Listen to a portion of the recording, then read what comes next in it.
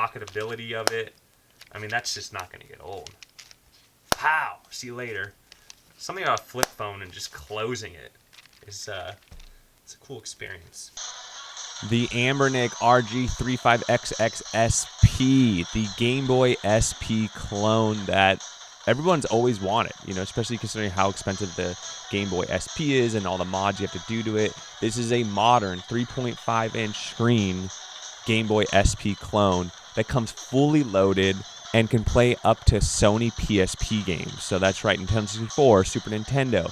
So this is like the ultimate Nintendo SP. So 2 Retro sent me this. They got some pretty cool handhelds on their website and their deals for first-time customers. But for a sub $100 device that gives you that clamshell feel and look, it's filled with nostalgia. It delivers on what it does. It's not perfect, but it's a pretty darn good deal. Let's check it out. Today we're checking out the Anbernic RG35XX SP, and it might remind you of a Nintendo Game Boy SP. This is a transparent black model, and it's got the Anbernic software on there. It's in, it must be in sleep mode. There we go. We're up now. And you got a game room here. You got a platform room. Wow, it's loud. You can choose between, this one comes with 2 memory cards. There's a 128 gigabyte memory card and then a 64 gigabyte memory card. You can buy this the cheaper way where the you only get the 64 gigs, or if you want even more games, you can go for the bigger one there. So let's see if we go back and we go to the other. Oh yeah, lots of games. So looks like the same system, different games in each one, but this thing comes fully loaded. A couple of highlights just to get started is, one, it just looks gorgeous. What I notice here is they have the magnets, so it has a nice shut, and then the magnets hold it together. So just enough give to, I think that's pretty good. Like, it keeps it from popping out, but it also has that like nice snap to it too. So button wise, it's a little cramped up for me. But they're overall, for the price point, very good buttons. You got very clicky back buttons for their L1, R1, and L2, R2. Start and select down here at the bottom. D-pad. The D-pad is very good. A lot of people recognize that Anbernic is getting better at their D-pads. And then the A, B, X, Y buttons here are fine. They're got a good throw on them, good feel. Overall, they're good. You got volume on the side. And then you got start and reset. You can see the battery in the back. Wow, look how easy it is to replace the battery. That's cool. There's one screw to get to the battery. That's cool if you ever need to replace the battery. And then you have a headphone jack, SD cards, and then yes, this is very cool.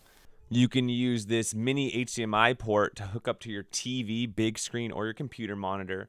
And then you can use the controls on this device, which is kind of weird. Or you can go get like an Xbox 360 controller or some sort of other third-party Bluetooth controller. And basically this thing turns into a console, right? So it's not only this portable console, it's also like the Switch. You can play it at home on the big screen.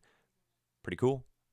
So what comes in the box? You get the box, the SD cards, depending on if you buy the 64 gigabyte or the plus the 128. Instructions, very basic. A charging cable. You do need a charging brick as well.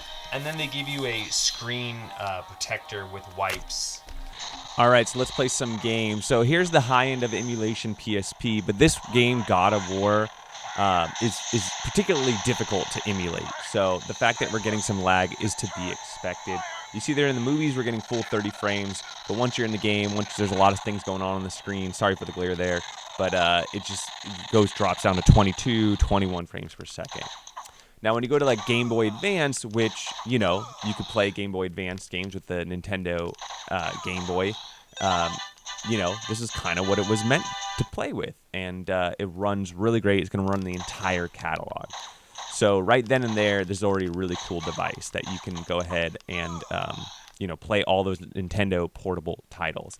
Even Nintendo DS is going to run just fine on this. So your Super Mario Kart, Super Mario Bros, your Pokemon games, all that stuff's going to run great and look great too. Remember, this is quite a little bit of an upgrade on the screen, especially the original Game Boy and Game Boy Color screen. It's a really good screen. compared to those older devices. There we go. I know you can upgrade to an IPS display on those devices, but by the time you do all those updates and everything, it's kind of crazy. It's as far as price-wise. So that was just Sega Mega Drive or Sega Genesis. Just goes to show you don't have to just play portable systems that we've been seeing. You can play Nintendo 64. You can play Dreamcast, Super Nintendo, Sega Genesis. So here we are, I believe, in Super Nintendo, Super Off-Road.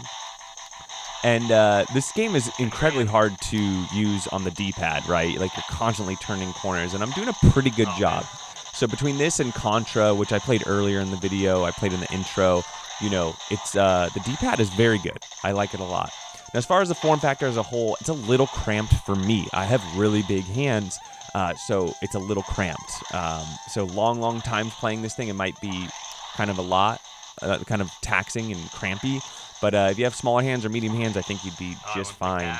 But overall, this thing's pretty cool. Preloaded, has all the game systems, and it runs great.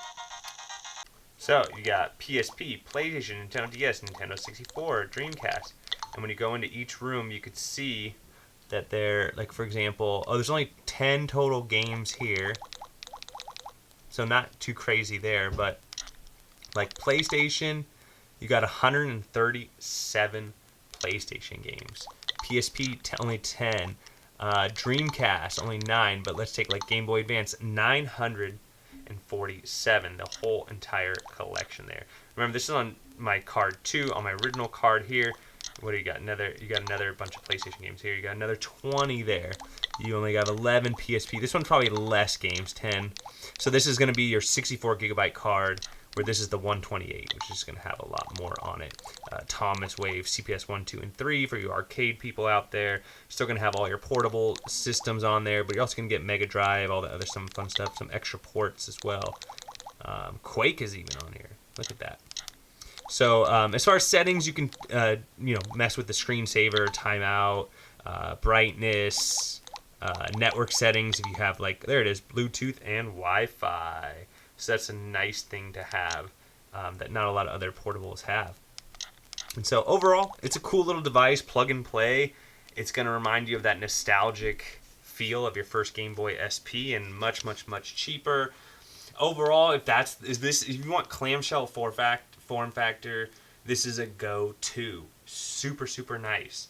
If you want something horizontal, you might want to go with the cube. You might want to go a little bit bigger. The 4-inch, instead of this one, you get a little bit bigger screen, things like that. But you'll pay more for it. So with the price point and just the cool look and pocketability of it, I mean, that's just not going to get old. Pow! See you later. Something about a flip phone and just closing it is it's a cool experience. But anyways, that's what I think. Let me know what you all think. Don't forget to like, subscribe. We'll catch you on the next one.